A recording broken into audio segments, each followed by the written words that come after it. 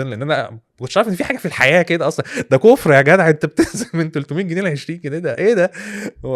خليني احكي لك على كام حاجه كده حصلوا معايا اول ما بدات الشغل. اول حاجه خالص، انا كنت ايه بقول، انا ادفرتايزنج ايجنسي كامله، بعمل حتى اعلانات التلفزيون كمان. الكلام ده امتى؟ الكلام ده في 2009 وانا شغال بطولي بس. فكنت بعمل كل حاجه بس هي في الحقيقه ان انا كنت عندي علاقات كويسه، فاي حد بيطلب اي حاجه انا عارف انفذها عند مين. المهم ساعتها كان في حد عايز اعلانات اول دور، ولقيت ان اعلانات الاول دور تكلفتها عاليه قوي قوي، والتراخيص بتاعتها تكلفتها رخيصه. فانا كنت عايز اجيب اعلانات اول دور، بس ساعتها كانت المحافظه القاهره كل المحافظات كانوا قافلين التراخيص، لحد ما حصل وايه، حصلت تغيير في المحافظات كده، وبقى في محافظه حلوان. فلما جم عملوا محافظه حلوان، فبقت في محافظه وفاتحين الاعلانات. فانا ايه، يا سلام ما صدقت يعني. فرحت، انا مش عايز اتكلم في تفاصيل قوي عن الاعلانات بتتاخد ازاي. فانا دخلت للموظف كده، والله هو الموظف قال كده للموظفه اللي شغاله عنده، مديره أو حاجه، لا خلصي الواد ده عشان شكله غلبان. بس هو فعلا يعني فعلا خلص لي الورق وكل حاجه. فانا كنت رايح وعارف ان الترخيص المتر ب 100 جنيه. تمام. فراح قايل لي ايه، الترخيص المتر ب 200 جنيه. قلت يا نهار الضعف، مش مشكله بقى، ورسوم ايه ومش عارف ايه وبتاع. فبدل ما كان التراخيص ب 2000 جنيه، التراخيص ب 4000 جنيه. قلت يا دي الخيبه، 4000 جنيه مش مشكله، ايه هنعرف نتصرف فيهم. فقال كده تمام ماشي، وفي 20000 جنيه حق انتفاع. قلت له 20000 جنيه ايه يعني 24000 جنيه في الاعلان. فطبعا ده رقم بالنسبه لي ضخم جدا. الجنيه الدهب ساعتها كان تقريبا ب 2000 جنيه، رقم كبير قوي. ف والترخيص يعني ايه، الترخيص بقى واقف على الدفع. فانا ايه، مش عارف اعمل ايه، والفرصه هتضيع. ما هو اصل لو حلوان دي قفلت كمان خلاص، انا كده كل سنه وانت طيب، مش عارف اجي. فلقيت ايه، قلت طيب انا هجرب ابيع الاعلان من قبل ما ايه ما اشتريه اصلا يعني. وان شاء الله حتى اللي هيشتري الاعلان انا هديله بربع بتكلفته بس، وجبت الاعلان واعرف ابني عليه يعني. فرحت للشركه ولقيت لهم حاطين لي اعلانات اول دور كده في الطريق. فرحت مكلمهم، فراح المدير قال لي ايه، خد تعالى هنا تعالى. المهم رحت له، فايه هو ايه يعني، بص لي كده، ده مش منظر. قال لي انت فين قعد يسال في تفاصيل كده. فهو بعد كده بيحكي، قال لي انا فهمت اصلا انت كلك على بعضك كده واحد بلابتوب وخلاص. بس انت ايه عندك يعني محترم يعني مش ف... فهو راح عرض ايه. وطبعا الاعلانات فكست يعني، خلاص انتهى موضوع الاعلان اول دور ده. بس هو قال لي ايه، انت بتعرف تصور؟ قلت له اه طبعا بعرف اصور، انا بعرف اشتغل فوتوشوب كويس، وعندي وحدات اضاءه وعندي كل حاجه. فقال لي تعرف تصور لنا الفرنتشر عندنا؟ فهي شركه فرنتشر يعني. قلت له تمام يا نهار ابيض نصور. فيلا بينا. فايه قلت له طيب انا ممكن اعمل حاجه تانية. صورت له فعلا حاجه بسرعه كده، ورحت واخد الفرنتشر دوت. هم كانوا فارشينه كده من غير مراتب، بالمولل كده محطوط او مش عارف ايه. ورحت ايه مركبه على صوره بديكور، وظبطت له التظابيط كلها. فشاف الحاجه قال يا سلام، ده 10 على 10 يا معلم. فايه قال لي طب يلا احنا انا عايزك تاخد كل المنتجات اللي عندي تعملها بالشكل ده. خبر انا بقى بالنسبه لي ايه، دي اول شغلانه. انبهرت يعني. هي كانت شركه كبيره ما شاء الله يعني. فقال لي هتاخد كام في الصوره؟ فانا مش عارف صح كام يعني. فرحت قلت له ايه 500 جنيه. فقال لي لا تمام الشغل اللي انت هتعمله ده 200 جنيه في الصوره. لا ومش ليه انا اساسا ما يعني قشطه يعني بالنسبه لي ده ما كانتش برضو فلوس قد ما كانت ان انا هاخد شغلانه محترمه يعني، وشركه كبيره. فقال لي طيب بص ده تمام الشغلانه بتاعتك.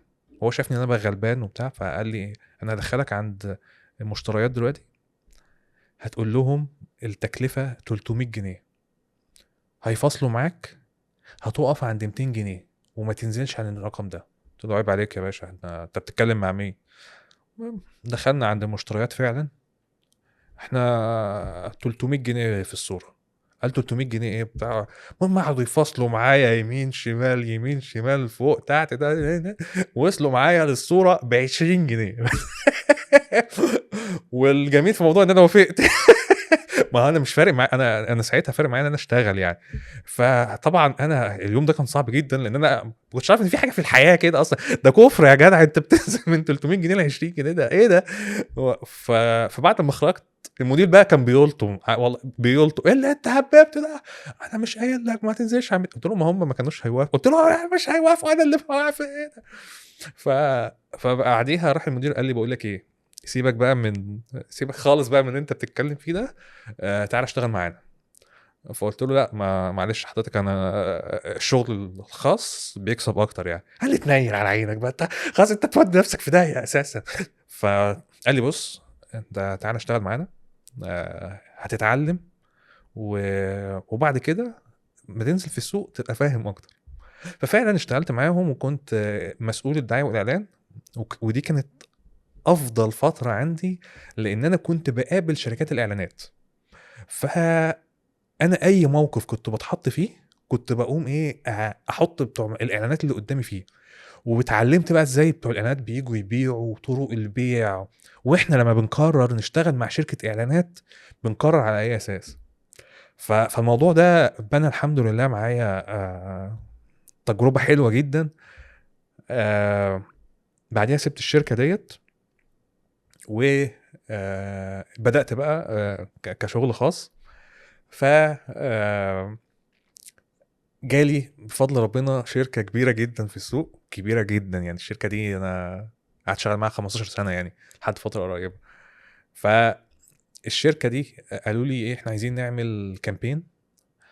فقالوا لي تكلفة البوستر قد إيه يعني. انا كنت الاول خالص كان هم يجوا يطلبوا مني شغل، هم عملوا لهم شغل وبعتوا لهم، عملوا شغل وبعتوا لهم، لحد في الاخر الحمد لله ايه ما وافقوا على هياخدوا كامبين مني. فقالوا لي قول لنا التكلفه كام. فانا بقى اتعلمت بقى يا باشا، انت بتتكلم في ايه. فقلت لا، انا لازم ادرس، اعرف الاسعار عامله ازاي، اتحرك ازاي، اروح فين، اجي منين. الكلام ده في 2010 تقريبا، 2011 حاجه كده. برضه بنتكلم في رينج الجنيه الذهب ب 2000 جنيه يعني.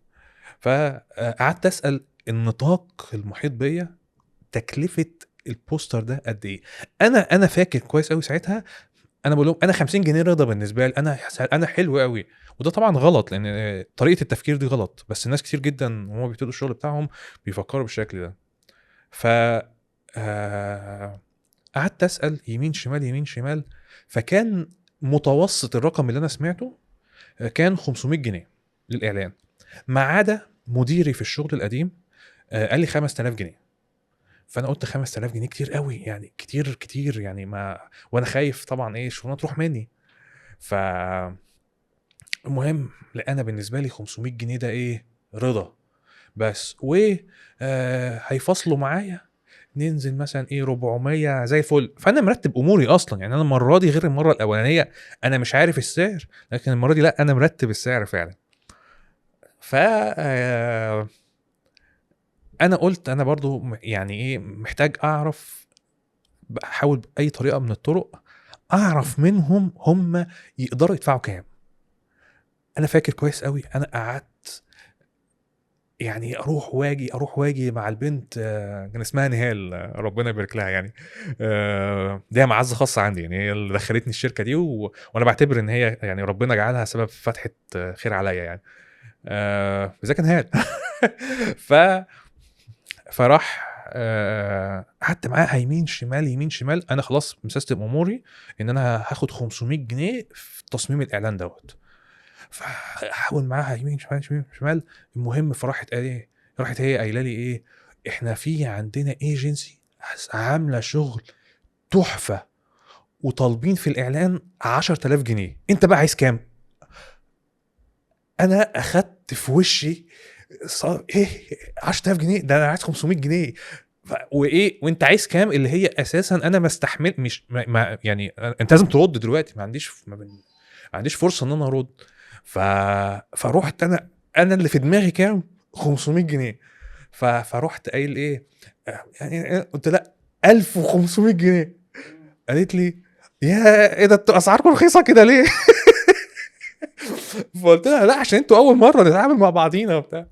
بس وابتديت بقى اتعلم بشكل يعني التسعير بشكل مختلف وحسب جوده الشغل اللي انت هتقدمها للعميل بتاعك والاهتمام وتفاصيل اكتر في التسعير، مش مجرد انت بتحط سعر بس يعني.